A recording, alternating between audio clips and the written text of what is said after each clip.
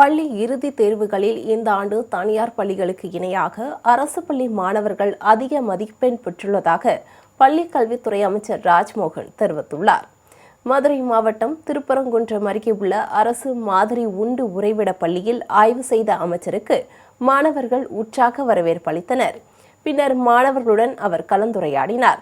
தொடர்ந்து செய்தியாளர்களை சந்தித்த அவர், நடப்பாண்டில் அதிக அளவில் அரசு பள்ளி மாணவர்கள் சிறப்பான மதிப்பெண்களை பெற்றுள்ளதாகவும், உயர்நிலை கல்விக்கான நுழைவுத் தேர்வில் அதிக வெற்றியை மாணவர்கள் பெற வேண்டும் என்றும் குறிப்பிட்டார்.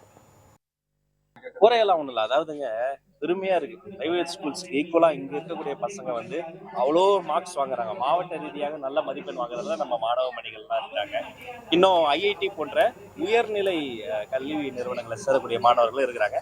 இருந்தாலும் என்னுடைய கனவு ரொம்ப பெருசு. போன வருஷத்தோட இந்த வருஷம் அதிகம். இதை விட அடுத்த வருஷம் பல்கி பெருகி இது 100% எல்லாத்தையும் தொடுவதற்கான வேலைகளை நான் திட்டமிட்டு இருக்கிறேன். ஆலோசனைகள் வழங்கியிருக்கேன். தமிழக அரசு